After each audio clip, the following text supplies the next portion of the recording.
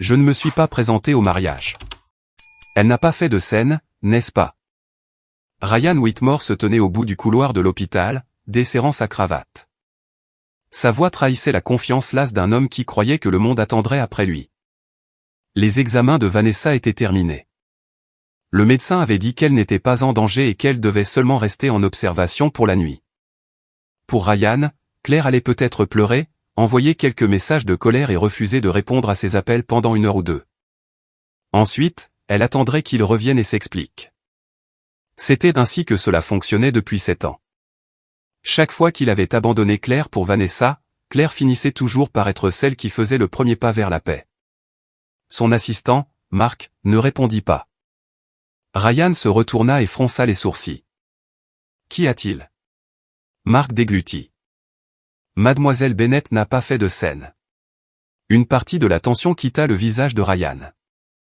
Je savais qu'elle ne le ferait pas, dit à l'hôtel de tout réinstaller pour demain. Elle aime les roses blanches, alors ne les laisse pas enlever les arrangements floraux. Le mariage n'a pas été annulé non plus. La main de Ryan se figea à mi-chemin de son col. Mark baissa la voix. La cérémonie a eu lieu à l'heure prévue. Comment a-t-elle pu avoir lieu sans marier?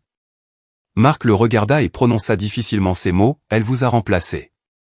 Le couloir devint si silencieux que le seul bruit restant était le bip régulier des appareils médicaux. Ryan le dévisagea comme s'il avait parlé une autre langue. Avec qui? Adrien Sterling. En un instant, toute trace de confiance disparut du visage de Ryan. 6 heures plus tôt, au domaine des Bennett dans la vallée de l'Hudson à New York, l'organisatrice de mariage se précipita dans la suite nuptiale juste au moment où Claire attachait les boucles d'oreilles en perles que sa mère lui avait offertes. Claire, le marié est parti.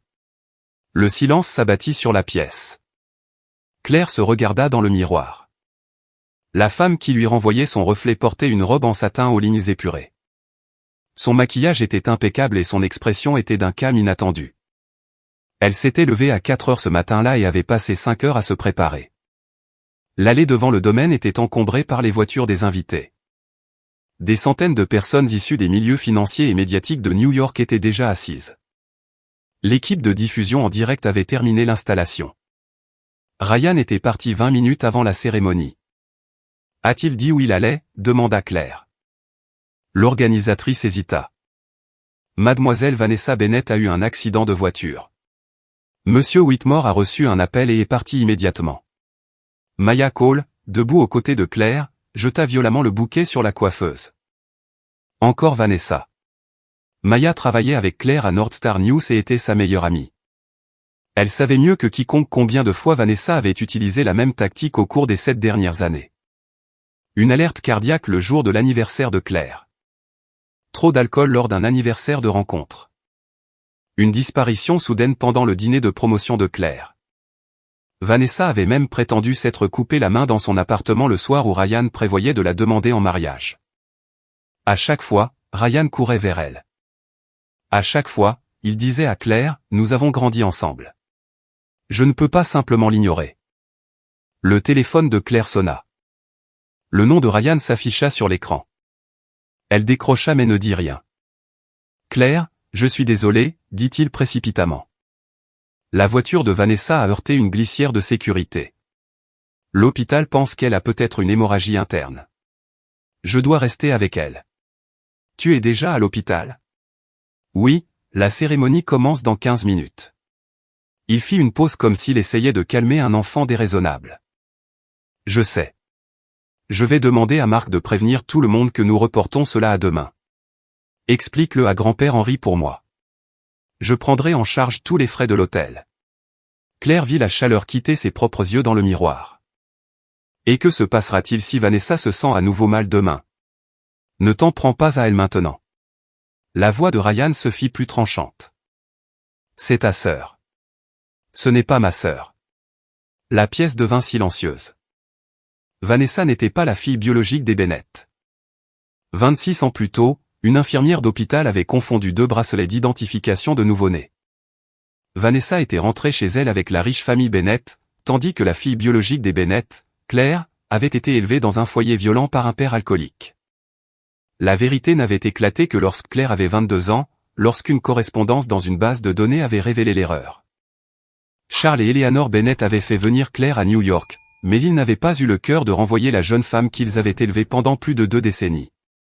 Vanessa avait gardé le nom des Bennett, sa chambre, son fonds fiduciaire et sa place dans la famille. On répétait sans cesse à Claire qu'elle devait comprendre le sentiment d'insécurité de Vanessa. Claire avait compris tout le monde. Elle comprenait pourquoi ses parents ne pouvaient pas laisser partir leur fille adoptive. Elle comprenait pourquoi Vanessa craignait de tout perdre. Elle comprenait que Ryan et Vanessa avaient grandi ensemble. Elle avait même essayé de comprendre pourquoi elle-même passait toujours en dernier. Personne ne s'était jamais demandé si Claire voulait continuer à faire preuve de compréhension. Au téléphone, Ryan baissa la voix. Ce n'est pas le moment de déterrer le passé.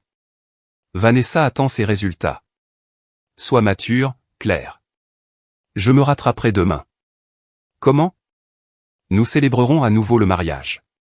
Tout ce que tu voudras, je te le donnerai. Claire rit doucement. Ce son fit naître un sentiment d'inquiétude dans la poitrine de Ryan. Je veux un mari qui ne m'abandonne pas le jour de notre mariage.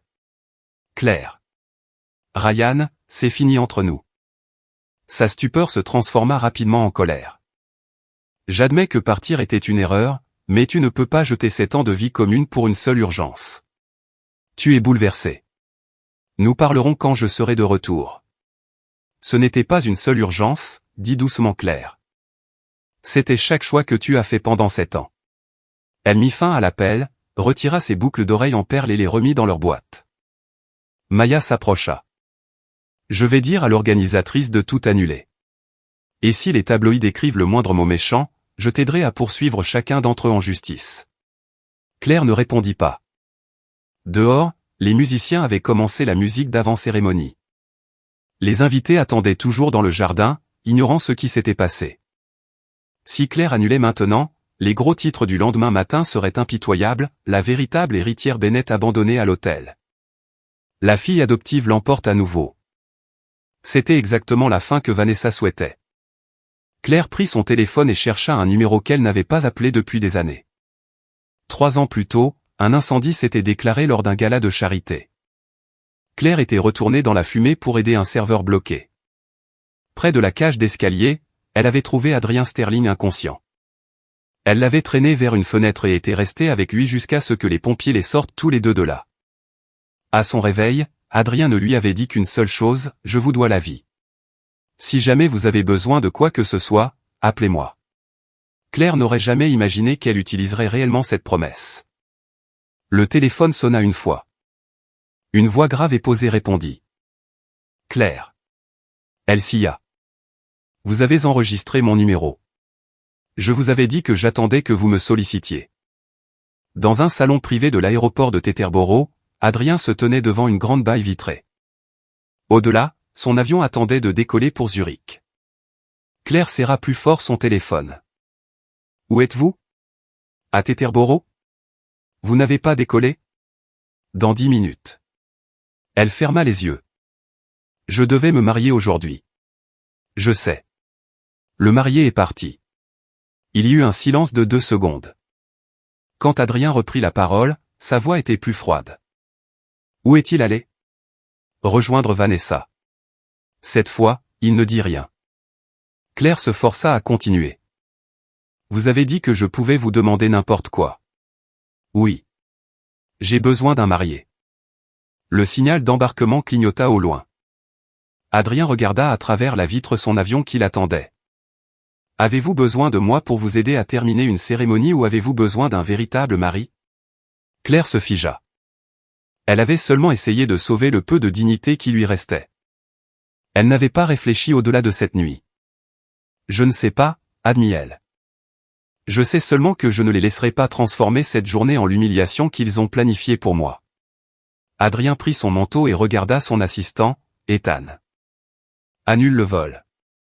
Puis il parla dans le téléphone. À quelle heure est la cérémonie? 18 heures. Retardez-la de 40 minutes. J'arrive. Attendez-moi. Une fois l'appel terminé, Claire resta immobile. Maya la dévisagea. Qui était-ce? Adrien Sterling. La bouche de Maya s'ouvrit, mais aucun son ne sortit pendant plusieurs secondes. Adrien Sterling de Sterling Capital. Claire acquiesça. Que lui as-tu demandé de faire? D'être le marié.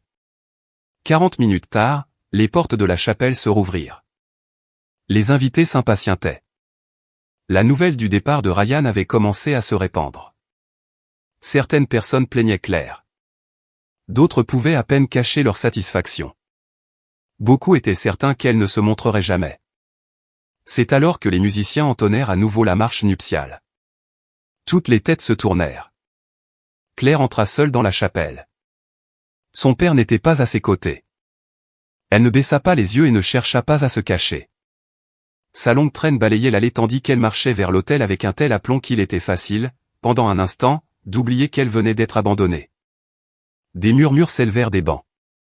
Le marié est parti. Que fait-elle? Elle ne projette tout de même pas de célébrer la cérémonie seule. Claire avait atteint le milieu de l'allée lorsque les portes arrière s'ouvrirent à nouveau. Adrien Sterling entra, vêtu d'un smoking noir. Il s'était visiblement habillé en route. Son nœud papillon n'était pas parfaitement droit, et les épaules de sa veste portaient encore la fraîcheur du début de l'hiver. Pourtant, dès qu'il apparut, toute la chapelle sembla plongée dans un silence mystérieux. Sterling Capital contrôlait des milliards d'actifs, tandis qu'Adrien lui-même assistait rarement aux événements mondains privés. La presse l'appelait l'homme le plus inaccessible de Wall Street. À présent, il dépassait chaque invité stupéfait et s'arrêta devant Claire. « Je suis désolé, dit-il. Je suis en retard. » Claire le regarda. « Vous avez encore le temps de regretter cela. » Il lui tendit la main. « J'ai déjà regretté quelque chose il y a 3 ans. » Quoi? M'être réveillé et n'avoir dit que merci. Avant qu'elle ne puisse comprendre, il lui prit la main et la guida vers l'autel. L'officiant semblait naturellement perturbé par ce marié de remplacement. Le nom de Ryan figurait sur la licence de mariage originale, de sorte que la cérémonie ne pouvait pas unir légalement Claire et Adrien ce soir-là. Adrien n'essaya pas de le cacher. Il s'adressa directement à l'assemblée. Ce soir, nous prononcerons nos vœux en public. Un mariage légal nécessitera une nouvelle licence, et je respecterai la décision de Claire. Si elle le souhaite toujours après cette nuit, je l'accompagnerai au bureau d'état civil. Pour la première fois de la journée, Claire se détendit vraiment. Il n'utilisait pas son humiliation pour la forcer à entrer dans un autre piège. L'officiant recommença. Lorsqu'on demanda à Adrien s'il se tiendrait aux côtés de Claire, il ne regarda ni les invités ni les caméras. Il ne regarda qu'elle. Je le veux. Quand ce fut le tour de Claire, elle marqua une pause. Ryan avait promis qu'elle n'affronterait jamais rien seule. Pourtant, il était parti le jour même où elle avait le plus besoin de lui. L'homme devant elle avait annulé un vol pour l'Europe simplement parce qu'elle avait dit avoir besoin de lui. Je le veux. Adrien glissa à son doigt une bague apportée en urgence par un bijoutier voisin. Lorsque l'officiant dit qu'il pouvait embrasser la mariée, Adrien se pencha plus près et murmura « Puis-je » Claire acquiesça. Son baiser fut doux et bref, mais il fit taire tous les doutes dans la pièce. En l'espace d'une demi-heure, des extraits de la diffusion en direct se propagèrent sur Internet. Les hashtags mariés en fuite remplacés, Adrien Sterling marié et rebondissement mariage Bennett commencèrent tous à figurer parmi les tendances. À l'hôpital, Ryan n'en savait encore rien. Vanessa était allongée dans son lit, un petit pansement sur le front et le teint juste assez pâle pour émouvoir. Elle tenait la main de Ryan. « Tu devrais y retourner. Claire doit être dévastée. » Ryan jeta un coup d'œil vers la porte de la salle d'examen. « Je partirai quand le médecin aura confirmé que tu vas bien. » Vanessa baissa les yeux pour cacher le sourire qui se dessinait sur ses lèvres. Elle connaissait bien Claire. Claire endurait. Claire attendait. Claire avalait chaque humiliation. Le lendemain matin, tout New York saurait que la fille biologique des Bennett n'avait même pas réussi à garder un marié à son propre mariage. Vanessa n'avait aucune idée que Claire avait enfin cessé d'attendre. Après la réception, Adrien n'emmena pas Claire dans une suite d'hôtels. Au lieu de cela, et demanda à Ethan d'apporter un document dans le salon de la mariée. « Qu'est-ce que c'est » demanda Claire. « Un projet d'accord de mariage. » Elle l'ouvrit et sourcilla. Ils resteraient publiquement mariés pendant 2 ans. Leurs biens resteraient entièrement séparés. L'un ou l'autre pouvait mettre fin à la relation avec un préavis de 30 jours. Adrien ne pourrait pas interférer avec la carrière de Claire, et Claire n'assumerait aucune responsabilité dans les affaires de Sterling Capital. Une clause stipulait spécifiquement qu'aucune des parties ne devait de relation intime à l'autre. Vous avez fait rédiger cela par un avocat en 40 minutes. Je lui ai donné les conditions de base depuis la voiture. Pourquoi 2 ans? Ce soir, c'était public. Si nous annonçons demain qu'il ne s'agissait que d'une performance de sauvetage, la presse dira que 2 hommes vous ont rejeté en l'espace de 24 heures. Ils m'accuseront également d'utiliser un faux mariage pour manipuler les marchés. Adrien s'appuya contre la table. 2 ans, c'est assez long pour que le public perde tout intérêt et assez long pour que vous décidiez de ce que vous voulez vraiment. Claire tourna jusqu'à la dernière page. Qui gagnez-vous? Une image publique stable. Sterling Capital poursuit une acquisition transfrontalière et mon conseil d'administration me juge trop imprévisible. Il présenta la situation comme un échange commercial équitable. Seul Ethan savait que le conseil d'administration n'avait jamais demandé à Adrien de se marier. Ce prétendu besoin d'une image stable n'était qu'une échappatoire commode qu'Adrien avait inventée pour Claire. Elle ne signa pas immédiatement. Qu'en est-il de l'enregistrement légal? La nouvelle licence peut être prête la semaine prochaine. Vous pouvez changer d'avis d'ici là. Adrien poussa le stylo vers elle. Ce soir n'est pas un piège juridique. Vous pouvez partir quand vous le souhaitez. Claire l'étudia et réalisa que cet homme froid et autoritaire que tout le monde craignait lui offrait une chose que personne d'autre ne lui avait jamais accordée, le choix. Elle prit le stylo et signa. J'irai au bureau d'état civil avec vous lundi. Un léger sourire effleura les yeux d'Adrien. Très bien. À 1h du matin, Ryan apprit enfin la vérité de la bouche de Mark.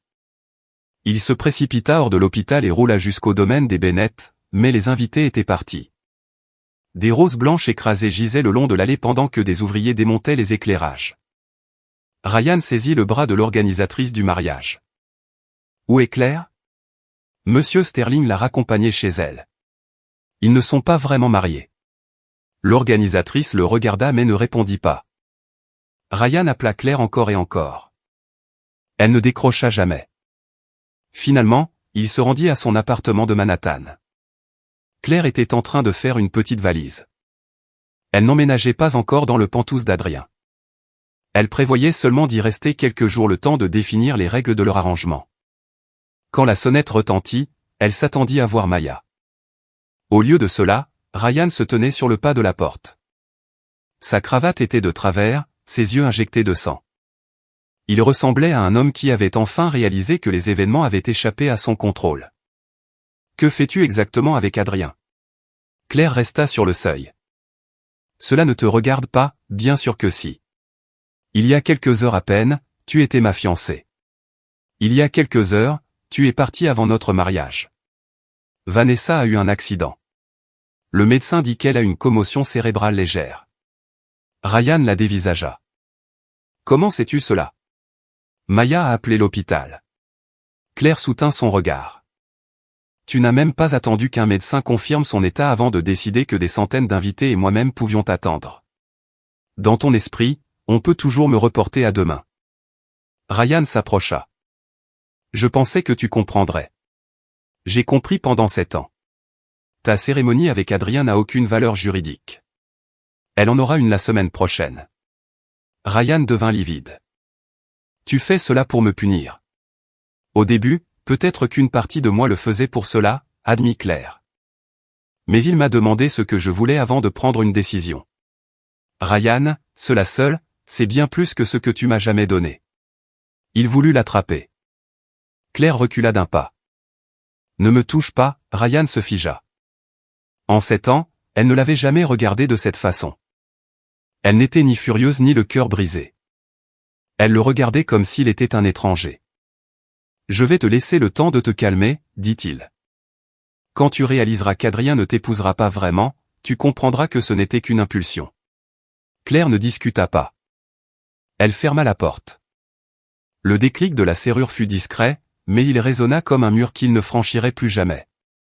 Une semaine plus tard, Claire et Adrien se marièrent légalement au bureau d'état civil de Manhattan. Il n'y avait ni journaliste ni membre de la famille. Maya et Ethan servirent de témoins. Lorsque le greffier demanda s'ils s'engageaient dans ce mariage de plein gré, Adrien regarda d'abord Claire. Elle fit un léger signe de tête. Ce n'est qu'alors qu'il dit oui. À la sortie du bureau d'état civil, Adrien lui remit une clé. La chambre principale est la vôtre. Et vous? Il y a une chambre d'amis à côté du bureau. Claire le regarda avec surprise. L'accord stipule que vous n'avez jamais à faire quoi que ce soit que vous ne vouliez pas faire, dit-il. Elle prit la clé. Merci. Claire, vous n'avez pas à me remercier pour du simple respect. Ces mots l'accompagnèrent pendant longtemps. Emménager dans le Penthouse d'Adrien ne transforma pas la vie de Claire du jour au lendemain. Elle se réveillait toujours à 7 heures, conduisait sa propre voiture pour se rendre à Nordstar News et continuer son travail de productrice d'investigation. Adrien ne lui demanda pas de démissionner, ne lui attribua pas de chauffeur pour surveiller ses déplacements et ne s'attendit pas à ce qu'elle assiste à chaque événement de son calendrier. Il dit simplement à la gouvernante de remplir le réfrigérateur avec le lait d'avoine qu'elle aimait et libéra tout un PAN de mur dans le salon pour qu'elle puisse y organiser ses notes d'interview et ses dossiers de recherche. Ils ne se voyaient pas beaucoup au début. Adrien travaillait souvent au-delà de minuit. Claire rentrait régulièrement tard de la salle de rédaction. Pourtant, d'une manière ou d'une autre, une lampe se mit à rester allumée au-dessus de la table de la salle à manger, et la machine à café semblait se mettre en marche chaque fois que tous deux apparaissaient en bas en même temps. Ils étaient des colocataires prudents, apprenant lentement les habitudes de l'autre. Il commençait aussi, bien qu'aucun ne la voie, à avoir hâte de rentrer à la maison. 3 jours après le mariage, Vanessa publia une photo de Claire entrant seule dans le domaine des Bennett. La légende disait, la première visite de ma sœur à la maison depuis son mariage. Malheureusement, son nouveau mari est trop occupé pour l'accompagner. Quelqu'un sait-il comment je pourrais lui remonter le moral? Cela semblait bienveillant.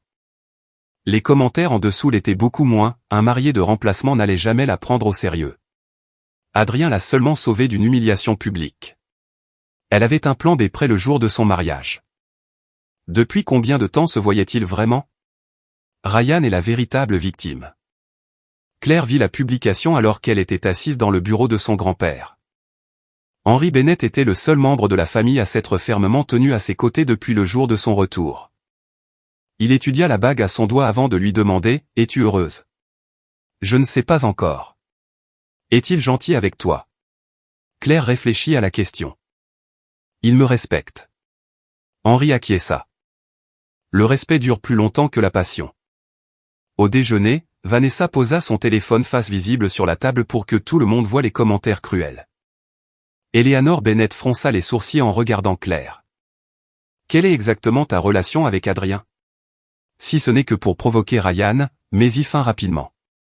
Ne traîne pas le nom des Bennett dans un autre scandale. » Charles ajouta, Sterling Capital négocie une acquisition majeure.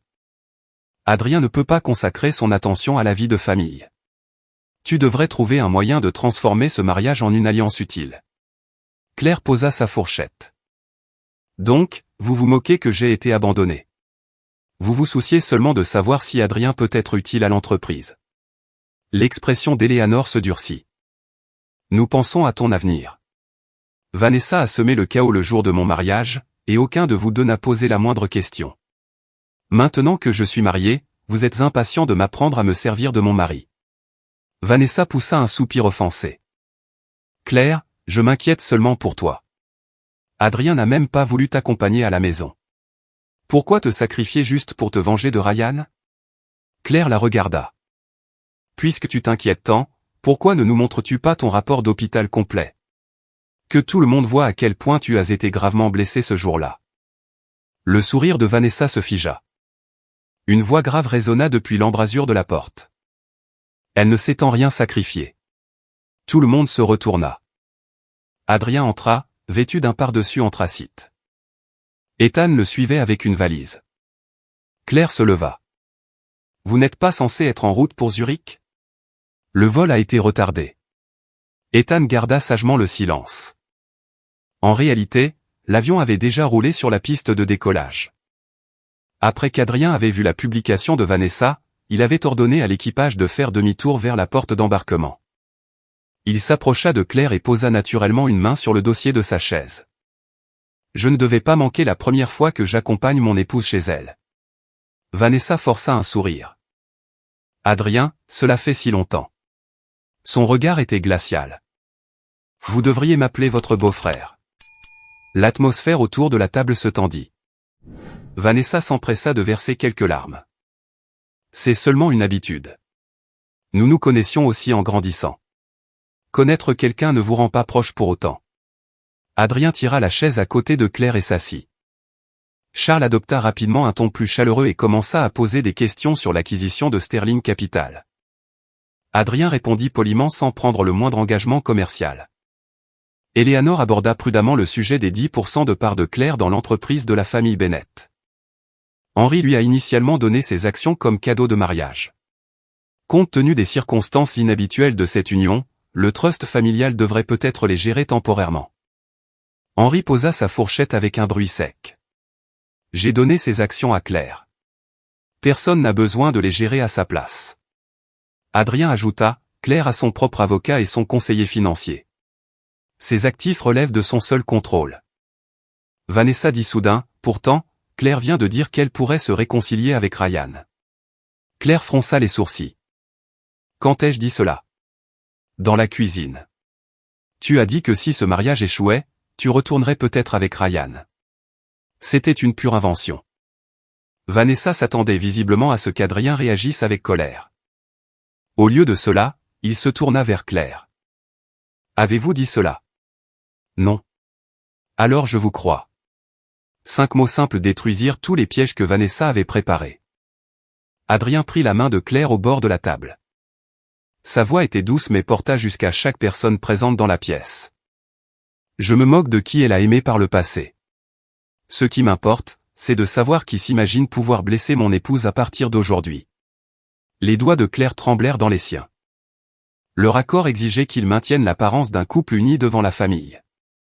Mais il y avait quelque chose dans les yeux d'Adrien qui ne ressemblait en rien à de la comédie. Après avoir quitté le domaine, Claire remarqua les bagages d'Ethan toujours dans la voiture. Vous êtes vraiment revenu de l'aéroport. Adrien ne le nia pas. Pourquoi ne me l'avoir pas dit? Vous ne m'avez pas dit que vous veniez ici. Je pensais que vous aviez du travail important. Le travail peut être réorganisé. Il fit une pause. Vous devez cesser de vous demander si vos besoins conviennent ou non à tout le monde. Claire se tourna vers la fenêtre. Cette remarque touchait du doigt l'habitude qu'elle avait le moins envie de s'avouer. Elle détestait causer des ennuis, alors elle gérait tout elle-même. Finalement, tout le monde autour d'elle avait appris que Claire ne demanderait jamais d'aide. Adrien ne prolongea pas la conversation. Il augmenta simplement le chauffage de la voiture lorsqu'il remarqua que ses mains étaient froides. Ce même soir, Ryan étudia les dossiers médicaux de Vanessa pour la première fois. Il montrait qu'elle était arrivée aux urgences consciente et stable. L'imagerie n'avait révélé aucune hémorragie interne. L'affirmation selon laquelle elle pourrait avoir besoin d'une opération chirurgicale immédiate ne provenait que de la version de Vanessa sur ce que l'hôpital aurait prétendument dit. Quand un médecin t'a-t-il dit que tu avais besoin d'une opération? Demanda Ryan. Vanessa s'adossa au canapé, le visage légèrement pâle. Tout était si chaotique. C'était peut-être une infirmière. Quelle infirmière? Je ne m'en souviens pas, Ryan l'observa. Pourquoi m'as-tu appelé moi uniquement? Pourquoi n'as-tu pas appelé tes parents? Les larmes lui montèrent aux yeux. J'avais peur. Tu étais la seule personne à qui j'ai pu penser. Par le passé, ces larmes auraient mis fin à toute interrogation. À présent, Ryan revoyait Claire debout, seule dans sa robe de mariée devant un hôtel vide. Vanessa, c'était le jour de mon mariage. Je sais. Je n'arrêtais pas de te dire d'y retourner, mais chaque fois que tu le disais, tu me serrais la main. Le visage de Vanessa devint livide. Ryan ne dit rien d'autre. Il se leva et partit. Il ne pouvait toujours pas admettre qu'il avait détruit son propre mariage de ses propres mains. Il lui était plus facile de croire que s'il prouvait que Vanessa avait menti, Claire lui pardonnerait. Claire n'avait pas le temps de penser à l'un ou l'autre d'entre eux. Northstar News avait commencé à enquêter sur la fondation de la famille Bennett. Près de 2 millions de dollars avaient été transférés au cours de l'année précédente à 3 prétendues organisations de santé mentale pour les jeunes. Claire découvrit que ces 3 entités partageaient la même adresse d'enregistrement et que leur directeur avait des liens avec l'attaché de presse de Vanessa. Claire n'abandonna pas le reportage sous prétexte qu'il impliquait sa famille. Elle signala ce conflit d'intérêts à son rédacteur en chef et se retira de la validation éditoriale finale pour que personne ne puisse l'accuser de manipuler les conclusions. Quand Adrien apprit l'existence de l'enquête, il demanda simplement « Avez-vous besoin d'une équipe juridique ?» « Non, je ne peux pas laisser les gens dire que Sterling Capital m'aide à me venger. » Très bien, il n'insista pas. Quelques jours plus tard, Claire rentra chez elle et trouva sur la table de la salle à manger un guide des archives publiques, ainsi que 3 numéros d'identification d'entreprises qui pouvaient être liés aux sociétés écrans. Il n'y avait aucun document volé, ni aucun rapport de détective privé. Adrien n'avait fourni que des pistes que tout journaliste pouvait légalement suivre. Un mot était posé dessus, vous n'avez pas besoin de mes réponses. Mais vous apprécierez peut-être une entrée plus rapide. Claire le lut 2 fois et sourit. Adrien sortit du bureau. Avez-vous trouvé quelque chose ? J'ai découvert que vous êtes très doué pour respecter les limites. Est-ce un compliment pour le moment ? Le coin de ses lèvres s'étira. C'était la première fois que Claire le voyait vraiment sourire. Leur relation changea par des moments si infimes que ni l'un ni l'autre ne pouvait dire exactement quand ce changement avait commencé. Adrien se rappelait qu'elle prenait son café sans sucre, mais aimait l'accompagner de quelque chose de sucré.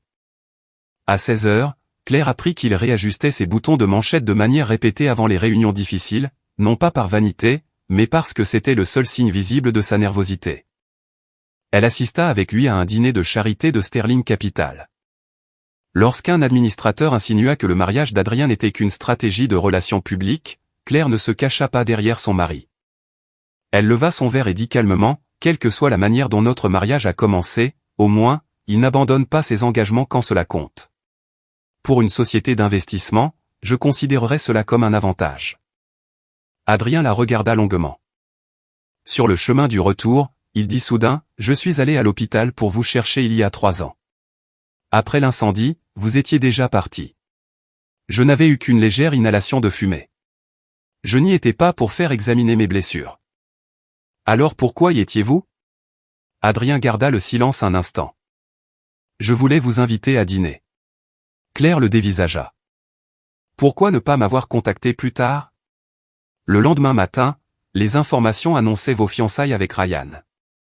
Le silence s'installa dans la voiture. Soudain, beaucoup de choses prirent un autre sens. Adrien ne s'était pas précipité au mariage en 40 minutes uniquement parce qu'il lui devait la vie. Il avait caché tout ce qu'il ressentait derrière l'explication rassurante du remboursement d'une dette. Claire ne le poussa pas à en dire plus. Elle n'était pas encore prête à affronter ce que ses aveux pouvaient signifier. Mas pour la première fois, elle commença à imaginer que lorsque les 2 ans toucheraient à leur fin, elle n'aurait peut-être pas envie de partir. La paix dura moins d'1 mois. Un lundi matin, des photographies de leur contrat de mariage apparurent sur plusieurs sites à potins. Les images ne montraient que des phrases choisies, durée de 2 ans, bien séparées, résiliation par l'une ou l'autre des parties. Les gros titres firent le reste, le mariage de Sterling démasqué comme étant faux. L'héritière Bennett a mis en scène son mariage pour punir son ex-fiancé. Vanessa publia un long communiqué affirmant qu'elle avait toujours craint que Claire ne sacrifie son bonheur sur un coup de tête, mais qu'elle avait eu trop peur de révéler la vérité. Elle sous-entendit également que Claire et Adrien entretenaient une liaison secrète avant le mariage. L'opinion publique se retourna presque immédiatement. Nordstar News reçut des demandes de suspension de Claire de ses programmes d'investigation. Le conseil d'administration de Sterling Capital convoqua une réunion d'urgence, craignant que le scandale ne nuise à l'acquisition en cours. Claire examina les images divulguées et reconnut en arrière-plan le bureau d'Henri au domaine des Bennett. Elle avait glissé une copie du contrat dans son sac après le déjeuner de famille. Seules Vanessa et Eleanor étaient entrées dans le bureau cet après-midi-là. Quand Adrien revint de la réunion du conseil d'administration, son expression était plus froide que Claire ne l'avait jamais vue. Mes avocats vont poursuivre chaque média qui publiera le document complet. Un procès ne résoudra pas cela, dit Claire. Plus nous essaierons de le dissimuler, plus nous paraîtrons coupables. Je vais tenir une conférence de presse et dire quoi ? Que nous avons signé un accord mais que nous sommes profondément amoureux. Je dirai que j'ai choisi de vous épouser. Cela n'enlève pas la pression sur Nordstar. Les gens diront que vous utilisez votre argent pour faire taire les critiques à mon encontre. Adrien fronça les sourcils. Que proposez-vous ? Claire posa un accord de résiliation signé sur la table. Nous mettons fin au mariage. Vous annoncez que vous ne faisiez que m'aider ce jour-là et j'assume l'entière responsabilité. L'acquisition est préservée et Nordstar n'est plus accusé de servir vos intérêts. Adrien fixa les pages. Son expression s'assombrit peu à peu. Vous avez déjà signé cela. C'est la solution la plus simple. Pour qui? Pour vous, l'entreprise et la rédaction. Vous avez oublié la partie où vous me demandiez mon avis. Claire marqua un temps d'arrêt. Adrien repoussa les papiers. Quand vous étiez avec Ryan, décidiez-vous toujours de ce qui était le mieux pour lui aussi? C'est différent. En quoi? Vous croyez toujours que si vous partez en premier, plus personne ne sera encombré par vous. Ces mots touchèrent exactement là où ils le devaient. La voix de Claire devint froide. Et vous? Quand vous avez fait demi-tour à l'aéroport, envoyé des avocats et géré l'opinion publique. M'avez-vous demandé ce que je voulais réellement? Adrien garda le silence. C'était leur première véritable dispute. Claire fit une valise et retourna dans son propre appartement. Adrien ne la retint pas. Avant qu'elle ne parte, il dit, je ne signerai pas les papiers de résiliation. Non pas à cause de notre accord, mais parce que je ne vous laisserai pas décider à ma place si rester en vaut la peine. Une fois la porte fermée, Claire s'appuya contre le mur et finit par fondre en larmes. Elle ne pleurait pas parce que le mariage risquait de se terminer. Elle pleurait parce qu'elle venait de réaliser qu'elle ne le voulait pas. Pendant les 2 semaines suivantes, Claire se jeta corps et âme dans l'enquête. Une infirmière des urgences qui était de service le jour de l'accident de Vanessa la contacta. L'infirmière admit que l'attaché de presse de Vanessa lui avait payé $5 000 pour qu'elle utilise des termes vagues au téléphone avec Ryan, possible hémorragie interne, une opération chirurgicale d'urgence pourrait être nécessaire. En réalité, Vanessa avait eu besoin de 4 heures d'observation et aurait pu rentrer chez elle le soir même. Des preuves encore plus accablantes provenaient de la caméra de tableau de bord de la voiture. Avant l'impact, on entendait le chauffeur demander « Êtes-vous sûr que nous devons faire cela aujourd'hui ?» Vanessa répondait « Aujourd'hui est le seul jour où Ryan viendra sans hésiter. » Le chauffeur avait alors délibérément heurté la glissière de sécurité à faible vitesse. Au même moment, l'enquête sur la fondation toucha à sa fin. Les 3 organisations écrans n'avaient pas seulement payé l'équipe de communication de Vanessa. Elles avaient également engagé des comptes coordonnés sur les réseaux sociaux pour attaquer Claire, promouvoir le scandale du faux mariage et acheter des enregistrements secrets. Ce n'était plus une simple jalousie entre 2 femmes élevées dans la même famille. C'était de la fraude organisée et du détournement de fonds. Claire remit les preuves au service juridique de Nordstar et en envoya une copie à Henri. Son grand-père lut le tout en silence. Je savais que Vanessa craignait de perdre ce qu'elle avait, finit-il par dire. Je n'aurais jamais imaginé qu'elle irait aussi loin. Que allez-vous faire? Demanda Claire. Henri ouvrit son coffre-fort et en sortit un document. Je prévois d'annoncer lors du dîner annuel des actionnaires que je te transfère le contrôle de mon bloc de vote de 25%. Claire le dévisagea. Grand-père, je n'ai pas besoin d'action pour la vaincre. Il ne s'agit pas de vaincre Vanessa, dit Henri. Il s'agit de confier à nouveau la famille Bennett à quelqu'un qui est prêt à en assumer la responsabilité. Le soir du dîner annuel des actionnaires, Vanessa arriva à l'hôtel vêtue d'une robe argentée. Elle croyait que Claire avait été suspendue de Nordstar. Elle pensait également qu'Adrien allait bientôt divorcer de Claire pour protéger son acquisition. Eleanor avait même invité la presse pour assister à la nomination de Vanessa en tant que présidente exécutive de la fondation familiale, prétendument pour stabiliser son image publique. Ryan avait également été invité. Vanessa glissa son bras sous le sien. Après ce soir, tout redeviendra comme cela doit être. Ryan se dégagea. Qu'est-ce que cela signifie? Ryan la regarda et, pour la première fois, la trouva effrayante et méconnaissable. Est-ce toi qui as organisé cet accident? Une lueur traversa le visage de Vanessa. Pourquoi me demandes-tu cela maintenant? Réponds-moi. Je voulais seulement savoir qui comptait le plus pour toi. Cet aveu à demi-mot laissa Ryan immobile. Vanessa s'accrocha à sa manche. Mais tu es venu, n'est-ce pas? Tu m'as choisi. Ce n'est pas moi qui ai blessé Claire. C'est toi. Ryan perdit ses dernières couleurs. Elle avait raison sur un point, même si l'accident était mis en scène, c'était tout de même lui qui avait abandonné le mariage. Lorsque le dîner commença, Eleanor monta sur scène pour annoncer le nouveau dirigeant de la fondation. À ce moment précis, Les portes arrière de la salle de bal s'ouvrirent. Claire entra, vêtue d'un tailleur blanc impeccablement coupé. L'avocat de Nordstar et 2 journalistes d'investigation la suivaient. Une vague de murmures parcourut la salle. Vanessa serra plus fort son verre. « Tu as le culot de venir ici ? C'est un dîner des actionnaires du groupe Bennett. » Claire dit, « Je possède 10% de l'entreprise. Pourquoi ne serais-je pas là ?» Elle monta sur scène et remit une clé USB cryptée au technicien. Le premier enregistrement retentit dans les haut-parleurs de la salle de bal. « Êtes-vous sûr que nous devons faire cela aujourd'hui ? Aujourd'hui est le seul jour où Ryan viendra sans hésiter. » Le visage de Vanessa devint livide. Les écrans affichèrent ensuite les dossiers de l'hôpital, le témoignage de l'infirmière, les virements aux sociétés écrans et les contrats pour les attaques en ligne coordonnées. La surprise de l'assemblée se mua en colère. Charles bondit sur ses pieds. « Éteignez ça. » Henri se leva à l'aide de sa canne. « Laisse-la continuer. » Claire ne regarda pas ses parents. Elle ne regarda que Vanessa. « Tu n'as pas fait cela parce que tu avais peur de perdre une famille. Tu as volé l'argent d'une œuvre caritative, acheté des mensonges et mis en scène un accident parce que tu croyais que tout ce qui m'appartenait avait d'abord besoin de ta permission. » Les larmes inondèrent les yeux de Vanessa. « Tu es revenu et tu m'as volé mes parents, mon identité et mon fiancé. »« Je ne t'ai pas pris Ryan, » dit Claire. « Il est venu vers toi de lui-même. » Tous les regards se tournèrent vers lui. Ryan s'avança, les yeux rouges. « Claire, je ne savais pas que l'accident était faux. »« Je te crois. » Une lueur d'espoir traversa son visage. « Alors tu comprends que j'ai été trompé.